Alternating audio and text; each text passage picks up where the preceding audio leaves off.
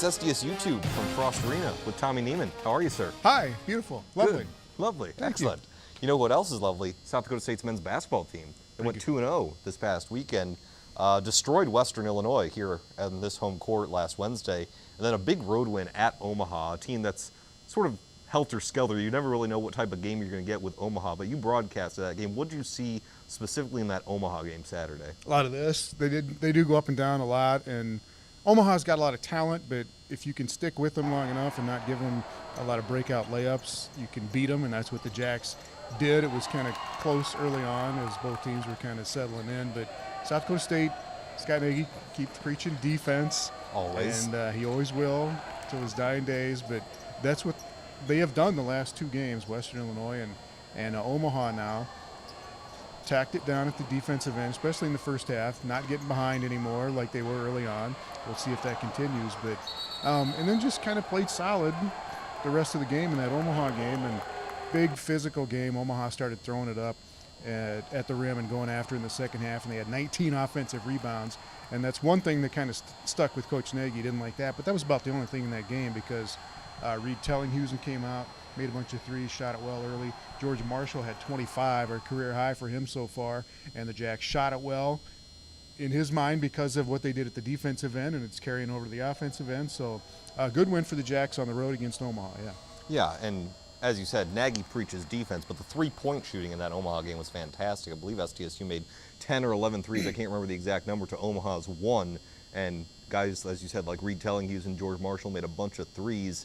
This team sort of in the past couple of years has sort of been a post-em-up type team, not really known for their outside shooting. Can they be that kind of team also this year? The Jacks? Oh, yeah, definitely. And the way Omaha was guarding them, they were almost daring the Jacks to take the three-point shot. And Tellinghuisen was hitting them, and Marshall was hitting them, and DeAndre Parks hit a couple in the second half. But just as Scott said this week, we need to concentrate more on what we do and not worry so much about what the other team's doing and just kind of take it as it comes in these games, and that's what they did against Omaha. Omaha gave them the outside shot. Fine, we made a bunch of threes. When they would get out and go for steals, Jacks got it into Cody Larson, and we were able to just kind of beat them at their own game and took what Omaha gave them and then took it to them when they gave it to them. So that's kind of how that one worked out. George Marshall now in his 9th and 10th games for the Jacks, obviously had to adjust since he came back mid-December. We talked to him a little bit earlier. He thinks everything's sort of starting to gel. Can this team be dangerous if he's going? He is a Big Ten transfer. I think they are right now. And he's just going to be a scorer. Marshall, he's supposed to be a point guard, but he's going to be able to shoot it and score and get to the basket. And he and DeAndre Parks have been a very good combo now that Marshall's gotten going. Yeah, they're dangerous right now, especially the way Tellinghuisen can come in and shoot it as a freshman. Cody's been very good inside. They got contributions. They played 10 guys at Omaha. Lane Severin came in, did some good things. Who else? Keaton Moffitt came in, did some good things. Skylar Flatten got some minutes. Everybody that came in played well, and they had some foul trouble. That's why they played a bunch of guys there. But Scott said this week, we're as deep as we've been in a long time.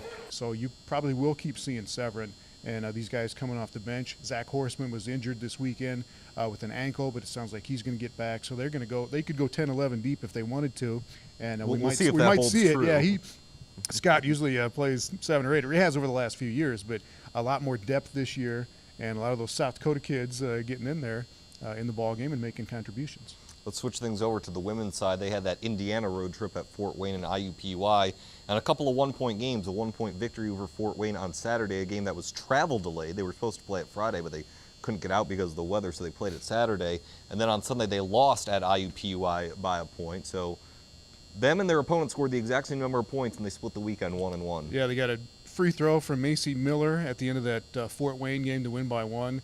And then IUPUI, I don't know what it is, and AJ will never admit this. But they can't win in Indianapolis. IUPUI's got them on something. IUPUI's got a lot of size this year. They've got 4 players that are 6 feet tall or taller, and 3 of those players combined for 50 points in that win of their 68.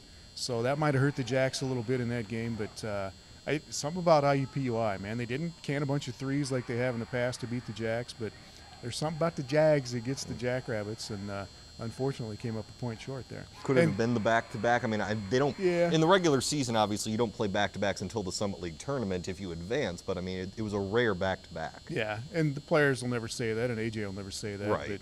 But it might have had something to do. But IUPUI led for like 34 minutes in the game. The Jacks came back at the end, so they had enough to come back and take the lead at the end of the game. Just Macy Miller didn't play very well in that one.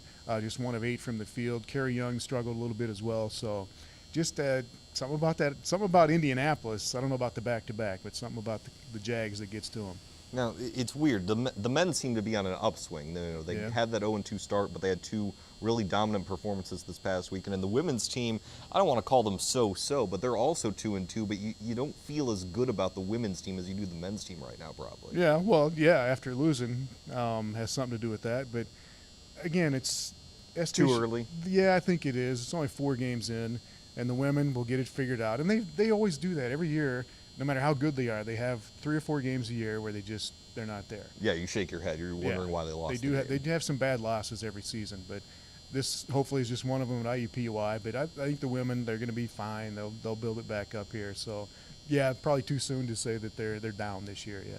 Yeah, we've got the rivalry game for both teams this weekend. Of course, they each got a home game earlier in the week, but on Saturday the women are at Vermilion and the men are here against the Coyote men. So it'll be a good early test because both the men's and women's USD teams have impressed early on. Yeah, USD women are very good. We know that. So that's going to be very good. The USD men, we'll see when they come in here on Saturday. We'll have that one on TV. So I'm looking forward to it. SDSU's, the men are rolling pretty good right now. And just to see George Marshall get out there and show what he can do, he's been very impressive in the last 2 games. And they're a fun team to watch right now. Jackrabbit men are. Absolutely. Well, that's it from Frost Arena. Tommy, Davey, see ya.